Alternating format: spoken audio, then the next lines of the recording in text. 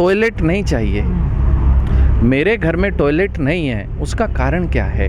इसका कारण साधारण है कि मेरे घर की आर्थिक स्थिति अच्छी नहीं है, और आर्थिक स्थिति अच्छी नहीं है इसका मतलब है कि मेरे घर में बेरोजगारी है।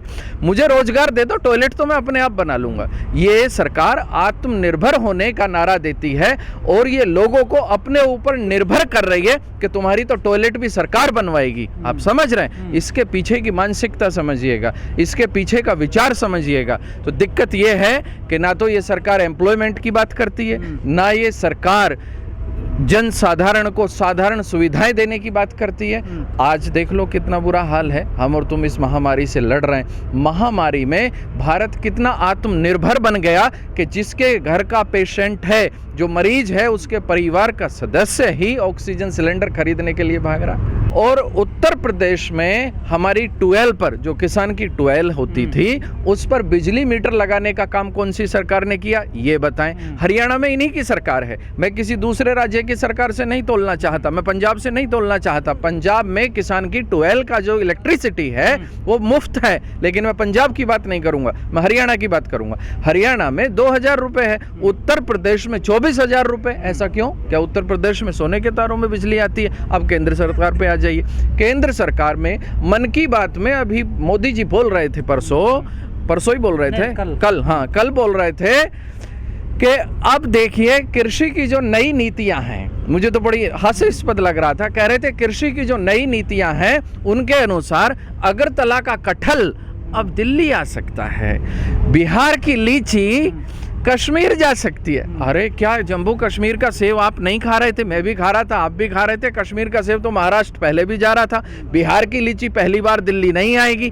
किस तरह के इस तरह से बयान देने से पता चलता है कि कितने विवेकहीन ये बयान दे रहा है। इतिहास याद रखो, आंदोलन हमेशा जीतता है, कभी भी दुनिया में कोई आंदोलन हारता नहीं है, क्योंकि आंदोलन की सबसे बड़ी जिम्मेदारी होती है एक मैसेज देना, जन साधारण को एक सूचना देना और उसे सूचित कर देना, उसे अवगत करा देना कि ये सरकार क्या कार्य कर रही है। हम बता रहे हैं, हम इतिहास बनाकर जाएंगे, बनकर नहीं जाएंगे। अब आप समझ लो कि वर्तमान में जब कोरोना से पूरा देश लड़ रहा था तो ऑक्सीजन की कालाबाजारी हुई या नहीं हुई?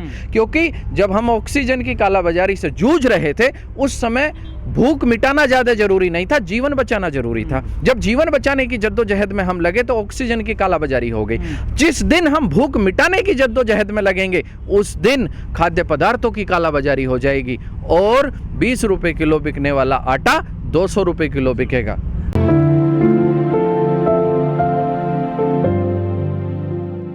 जब सरकार जिद्दी हो जाती है, जब कोई भी सरकार हठ धर्मिता पे आ जाती है तो अपने अहंकार का वो परवरिश करती है।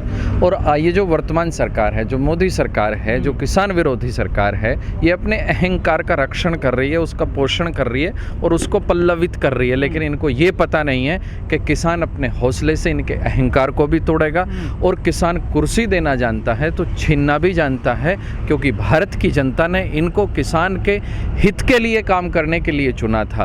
भारत में संवैधानिक प्रक्रिया है और डेमोक्रेसी में जो भी सरकार होती है वो जनता की सरकार, जनता के लिए और जनता के लिए कार्य करने के लिए होती है। लेकिन ये सरकार अपनी जिम्मेदारियों पर पूरी तरह से खरी नहीं उतरी है। एक भी काम, मैं तो कहता हूँ पूरे 7 साल, इनको 7 साल हो गए हैं आज, 7 साल में ये एक काम बता दें जो इन्होंने जनहित में किया है। नहीं तो ये किसानों के हित में काम तो करें, ये एक काम बताएं जो इन्होंने किसानों के हित में किया है। उत्तर प्रदेश में पिछले 4 वर्षों में, दोबारा चुनाव सर पे खड़ा है, 8 महीने बाद चुनाव है, 4 वर्षों में उत्तर प्रदेश में गन्ने पर इन्होंने कितना दाम बढ़ाया, ये बताएं, ये बताएं। सरकार है, हमने चुनी है, लोकतांत्रिक व्यवस्था है, सरकार हमें कब तक इग्नोर करेगी? एक दिन सरकार को हमारे दरवाजे आना पड़ेगा। आज हम दिल्ली के बॉर्डर पे बैठे हैं और दिल्ली प्रधानमंत्री का घर होता है। दिल्ली की जो सीमाएं हैं वो प्रधानमंत्री की चौखट पे हैं। तो आज हम प्रधानमंत्री की चौखट पे 6 महीने से बैठे हैं, लेकिन एक दिन इसी प्रधानमंत्री को, जिस दिन चुनाव आएगा, जनता की चौखट पे जाना होगा और उस दिन जनता इग्नोर करेगी। आप ऐसा ना समझे, आंदोलन हार और जीत आंदोलन की ये नहीं होती कि आंदोलन को पीट के भगा दिया गया। सरकार है, सरकार कुछ भी कर सकती है, कल को हमें भी यहाँ से पीट के भगा सकती है। यदि आंदोलन स्थल खाली करा दिए जाएं, उसे आंदोलन की हार नहीं कहते पत्रकार महोदय, आंदोलन की जीत कहते हैं। मैं उसे जीत कहता हूं, क्योंकि उस आंदोलन से जुड़ा हुआ व्यक्ति जहां जहां पहुंचेगा वहां एक आंदोलन खड़ा करेगा और सत्ता को उखाड़ फेंकने के प्रयास में रहेगा। 6 महीने में हमारी बहुत बड़ी जीत हुई। जब हम आंदोलन करना चले थे, पहले दिन हमको खालिस्तानी कहा गया था, अब हमें खालिस्तानी नहीं कहा जाता, कम से कम किसान कहा जा रहा है। उसके बाद जब हम थोड़ा और आगे बढ़े तो हमें अफगानिस्तानी कहा गया, हमें नक्सली कहा गया, हमें बिचौलिए कहा गया, हमको क्या क्या नहीं कहा गया। हमने हर उस टैग से लड़ाई लड़ी जो हमारे ऊपर इस सरकार ने लगाए।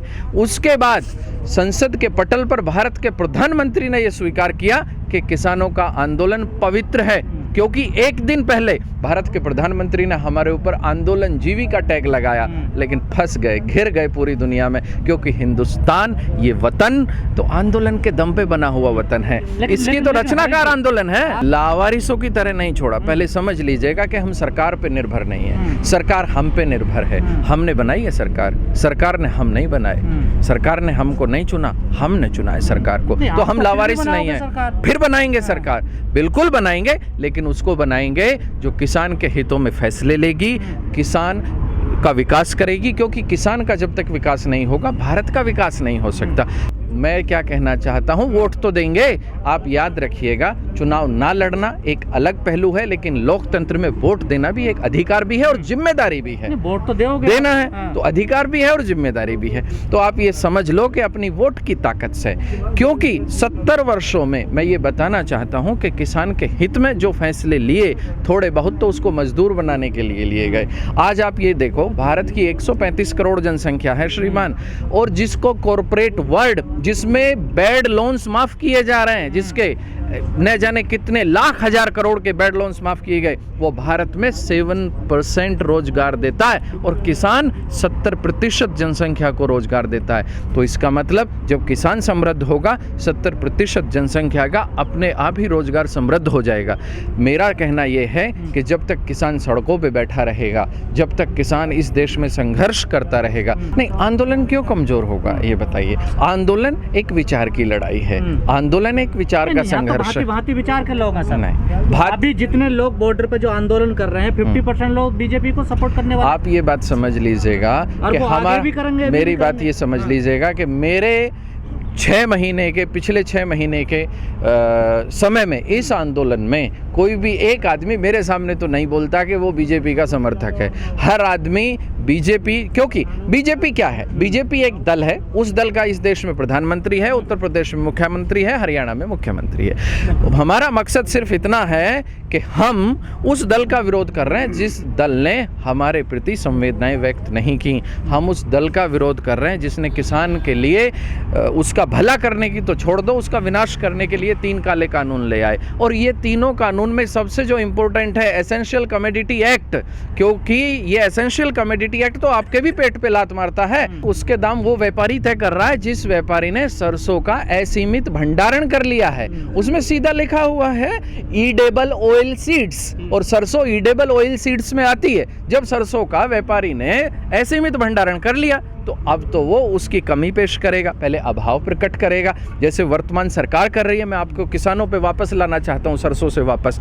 आज आपको पता है डीएपी और यूरिया का अभाव प्रकट कर रही है ये वर्तमान सरकार। यूरिया आपको 5 कट्टे मिलता है जी, और 5 कट्टे भी तब मिलता है जब अपना आधार कार्ड लेकर जाते हो। इसका मतलब क्या हुआ, आपको एक प्रक्रिया में उलझा दिया जिस प्रक्रिया में आप गैस के सिलेंडर में उलझे हुए थे, और फिर आपको उस प्रक्रिया से निकालने के लिए गैस के सिलेंडर की सब्सिडी खत्म कर दी। अब इसी तरह से ये यूरिया और डीएपी की भी सब्सिडी खत्म करने वाले हैं। तो सरसों के तो दाम स्वाभाविक है बढ़ने, अकेली सरसों नहीं, आने वाले समय में गेहूं के भी बढ़ेंगे, चावल के भी बढ़ेंगे। लेकिन जो फूड स्टफ है उसके दाम बढ़ रहे हैं, फूड ग्रेन के नहीं बढ़ रहे हैं। किसान से तो एमएसपी पे भी नहीं खरीदा जा रहा है। अभी देख लो उत्तर प्रदेश में क्या हाल है, हम गेहूं बेचकर आए हैं, किसी ने एमएसपी पे खरीदने को कोई तैयार नहीं है।